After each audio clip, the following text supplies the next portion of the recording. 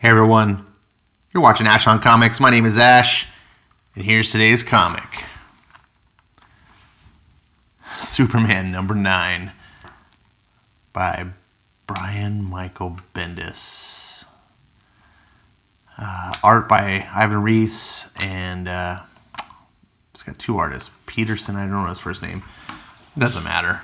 This book. Nothing matters. This book, it's... Let's get to it.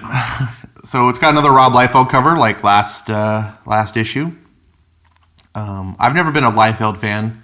In fact, back in the 90s, I have specifically avoided a lot of the New Mutants books that would probably be worth a lot of money in my collection now because of things like, the Origin of Deadpool, the first purchase for Deadpool, all that stuff. I didn't get because I didn't like Liefeld. I did buy his X-Force books because it was number one and whatever, but I've come to actually appreciate Liefeld in my later years. He's not the greatest artist. His anatomy is improved. Here we go. I mean, this is just a pin-up shot. It's not dynamic or anything. He's definitely, it's been 20-some years. He should be a lot better, I guess, but whatever. What I like about Liefeld is he loves comics. And we say, well, everyone loves comics. No, unfortunately, that's not true. Liefeld he's enthusiastic about comics. And he tries. And his enthusiasm shows. He may not be the most skillful illustrator, but he's got a love for the medium. And he creates characters. He's got an energy about him. There's something about him that translates... In sports terms, they always talk about it's the intangible. It's an intangible quality. You can't measure it. And some people also call it the it factor. Rob Liefeld has the it factor. To me. Again, you may go, it's ugly art, but whatever. Man, the guy understands comics. He understands fun. And that's what matters. Now, here we are. I was reading this. It's like, Dad, it's time. Everyone's waiting, Dad. I can't believe it. I just can't. Is he emotional? Am I missing a hint of emotion on his face? I told you. You're not too old to be grounded, Jonathan. Actually, I think I am. This is Jonathan missing an eye. Sorry, what? I'm sitting here reading this going... I normally don't remember what happened in the last issue because nothing matters in these books, so nothing's memorable. And then these issues usually have some sort of dun, dun, dun ending. And then the next book doesn't pick up from that. So you're just... This is one of those cases where I was like, wait a second, I thought this book ended, and I started scrounging my memory, and I was like, oh yeah, wasn't Jonathan facing off against the syndicate, whatever that is, from Earth 2, the crime syndicate that's supposed to be all dead, and Bendis just doesn't pay attention to continuity? I guess so. So now we are here, and it's like, everyone showed up. It's World Peace Day. You let us here. Everyone just wants to say thanks. All these superheroes are all here to thank Superman for World Peace Day. Anyways, Ivan Reis, Brandon Peterson. Here's the credits that I botched in the beginning, because that actually is important. I shouldn't have slouched on that. But you know what? They're going to slouch on this damn book, so whatever.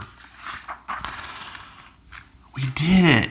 Look at this. We did it together. Oh, holy God. Okay, now, Dad, keep an open mind. Remember the spirit of the day.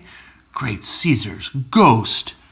The House of Zod has come to pay respects. May it inspire our houses to find peace in the galaxy as well. And I was like, what the fuck is going on here? What is happening? And then, glitch in the Matrix. Oh, maybe Superman's caught in the Matrix. Maybe that's going to have to fix this whole thing. Superman's been in freaking Brainiac's Matrix or something. Oh, look, and here's all these evil people coming through. Oh, could this be, I don't know, Rogozar coming out of the Phantom Zone. Maybe it's like all these years in the future, finally Bendis goes back to the original story to resolve this 20 years later. Oh, for Pete's sake. What the... Oh, no. I'm just like, when you do action like this, and it doesn't matter if you can't understand what the hell's happening. You're not invested. And then, click. Jimmy? Dad? Hey, Smallville, you here? Oh, Mom, I totally freaked him out. No, sorry, Loris. Sorry, I'm okay, John. You haven't slept. I forget to. If I lived on Krypton, I would sleep whatever a normal Kryptonian cycle was.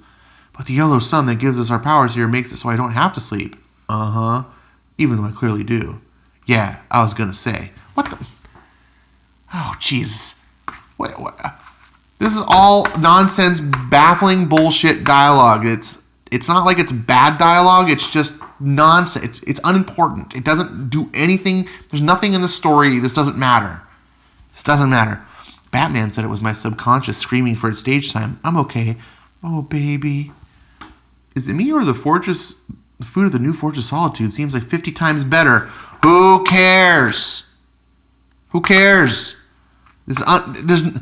You have 50 plot threads dangling, and we're talking about the food at the Fortress talking about his sleep cycles. Oh, okay, honey. Our son is back home on Earth after a few weeks away with his grandfather, but a few years older. A few years older? 7 years older. And he's right in the middle of telling us how that could possibly be. So I really kind of need you front and center. We have this. Oh, for fuck's sake. When was the last time you ate, bud? I'm so sorry, guys. We're not mad at you. I'm just glad you're home. That's not true. Well, no, that's not true. You're here.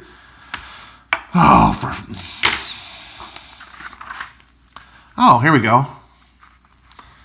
Back to what I actually remembered now. Holy shit. How many pages are we in? I'm not going to waste my time counting. Oh, look.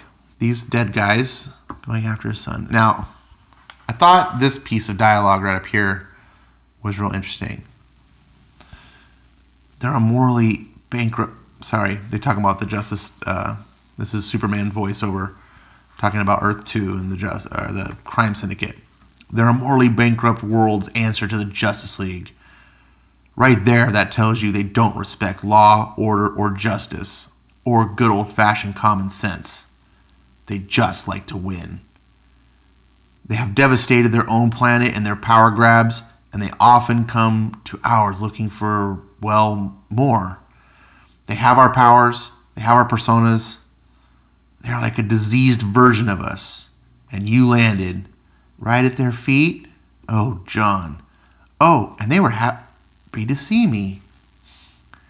What does this sound like when I just read? I was reading this and I was like, this is what an SJW Justice League would look like. That's what he was describing.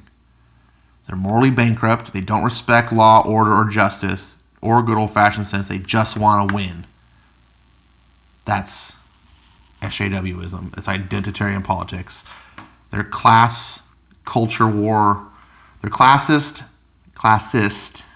meaning they are all about class system. The culture war, they don't care about right or wrong. That's why they trash Alita while they call you a bigot or a misogynist if you don't like Miss or Captain Marvel, right? They're always hypocrites. They always lie. People like that, they just want to win. It's all about their side. Whatever they pick, that's it. And this is describing it. I'm surprised. I don't even think Bendis understood what he was. I think this is like accident. It's one of those things. 1,000 monkeys given an eternity would write Shakespeare. 1,000 monkeys on typewriters typing for an eternity would eventually write Shakespeare by accident or something like. There's that old saying. It's like I think Bendis just wrote this by accident. The one called Ultraman, their leader, he didn't give him a chance. He's mine. He's mine. For a second, just the briefest moment, I thought it was you. You'd come to save me, and I remember thinking, wait, how does my dad find me when he doesn't even know where I am? And we see him getting tossed into a volcano. Now, at this point, I'm reading the story, and I was like, read that part, and I was like, yeah, this is kind of an interesting metaphor towards SJWs and seeing what an SJW Justice League would look like and how terrible. And it's okay because these guys are supposed to be bad guys. And then we get this psychotic Clark Kent he's talking about how he's going to take over Earth Zero, the DC Comics version, the one we know. And he's keeping his son captive, and he's just a sinister version of Superman, which I personally don't know. I know a lot of DC heads are gonna know more. So he's like, I'm gonna get out of here, and he's like, first off, get that idea out of your head right now. Stop it. You're never going home. This is home. I liked all this. I was like, wow, I like the art. No offense, Ivan Reis. I know everyone loves Ivan Reis. I don't think he's a good fit for Bendis' Superman. It's not being utilized correctly. He doesn't capture emotion and drama. He's more of an action. He's a traditional comic artist.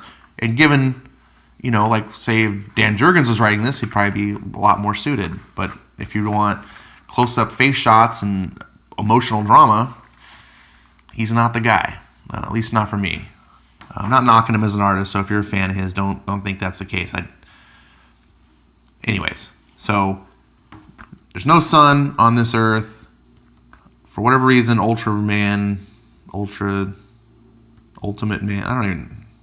remember what his name is. Bad Superman can fly still, even without the. I don't know. Someone explain this to me. Eric Breen, Bats, someone who knows DC. Robert, I don't know who's watching my channel. I need help because Bendis is not explaining anything, and that guy, I don't even think he knows. Okay, so back to so he's telling his story. Oh, sometimes I wouldn't see him for days. At least I think it was days. There's no sunlight, so time was getting a little weird for me. If there's no sun, how's this Earth even around? Like, it'd just be a cold speck of rock. There's no. I don't understand. Maybe there's a reason that DC's explained this in the past, but there's no little bubble. There's no little thing saying, "Oh, see this comic to get an explanation." I don't know. I'm lost. If this is my first comic book, I'm just like, what? There's no sun. How is everyone just not frozen to death? What is going on? Oh, look, here's evil Superman just bringing him a pig. Okay, and he starts talking about. Oh, I bet if you look at me, you see your father. Oh, blah, blah, blah, blah, blah, blah. I'm evil. I'm going to keep talking evil and sinister over and over. I'm going to punch you. Okay, great. And honestly, I'm sitting here. I sound negative, but when I was reading the comic, I was actually having a positive experience. I sound negative because I've read the whole book, and now I have a different perspective. But at this point, at the beginning of the book, I was like, what the fuck is going on? And then I got to this storyline, once I transitioned to this art, and it's the whole story of the crime syndicate. I'm like, this is actually good. This is Bendis doing well again. Like, oh, Bendis, remember, because he's like on and off. I think he's multiple personality disorder, or I don't know. Sometimes he turns it on, and then sometimes he phones it in. And so I was like, oh, this is Bendis writing. There's an interesting story. Got an interesting villain. Of course, he's like the fifth villain to be introduced so far, and I'm sure this story won't get resolved. And then we come to this wackadoo page. What the hell is this?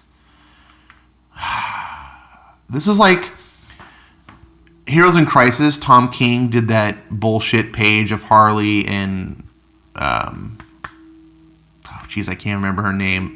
Poison Ivy sitting in a room and talking, and there's like a million word bubbles coming around, and they're talking blah blah blah blah blah. And then Bendis saw that and said, "Hold my beer." What the hell? What the hell is this? So you get this full page shot. The artist, Brandon Sanderson, like does this full page shot, and then the letterer just blocks it all over the art, not to the side. Frank Miller was famous for doing a lot of narration stuff in his stuff, but he would have a box off to the side, and it'd be down the side, and you have full art still. What is this? This is postmodern bullshit. Look at this. I'm making a statement. Look, I'm even covering up what he's saying, so you can only part. Like, what? You're not. This is pretentious nonsense.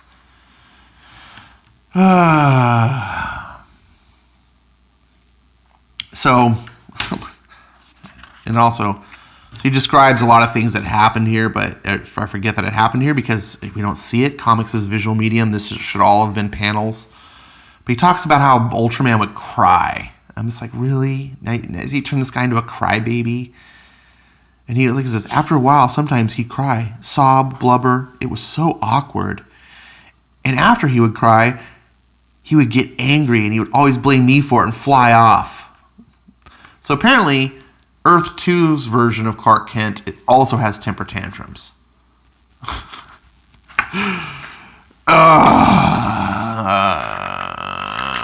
Maybe he needs to learn to punch rocks. Look at this face right there. If I can get that in there. Look at this. so stupid. So John finally figures out how to get out of there because he can't fly, but apparently he can resist lava. So he causes an eruption, blows himself out of the volcano, and he burns himself, but he's okay. And then, well, look, here's all these people living on a planet with no sun. Okay, and he figures, I bet if there's our version of the Justice League, they must have their version of the Hall of Justice. Oh, yeah, and I'm going to break into it, is what he talks about. It says, of course, saying it out loud, I realized that I had basically broken out of the world's most dangerous prison, only to break into the most fortified fortress of the people who put me there. But I promise you, in my head, it made total sense. That's dumb dialogue. And then he breaks in, and he's like, Ma? What? Fuck you. I guess. I don't know what that is. I hate when they just put these cuss words. It's just comic books. Is everyone?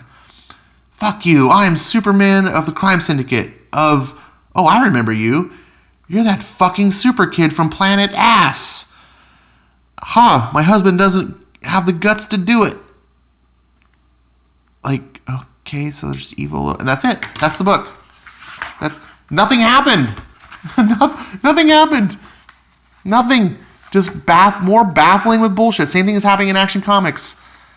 This is the most dynamic piece, a 2-page spread of characters flying in motion, and my alarm cut me off. So that signals that this is way too long. I apologize. My Bendis ones tend to be baffling with bullshit. That's my new thing about Bendis. That's what he does. He just writes, and I was reading it, and I was like, not bored. I was, this is interesting. Okay, it was the Superman guy, evil Superman. What's going on? And then Jonathan gets away, and nothing. I was like, that's it? You just breeze through this. I know it took me a long time. It took me like 10 minutes to read through this. And it's just same old. And we've got Cuck Superman, who doesn't look like a cuck with Liefeld. I assure you, if Liefeld was doing Superman, he would not be a cuck. We've got Jonathan, who's ruined. I want to have something new to say. I want Bendis to surprise me. He's done it in the past. He's had books where I was like, this is good. I've reviewed positively before. But I feel like now he's on the deep end at this point. He's not coming back. He fooled us in the beginning, got us all to jump on board, and he's like, it's over. This is just a train wreck that is just in slow motion right now. Cars are just crashing, and it's like a 100 car freight train. This is going to be a long ride. All right, well, thanks for watching. Like, subscribe, do whatever. Give me some comments, feedback. Sorry, this is a long one. I try to keep them short. Bendis makes it impossible. Thanks for watching.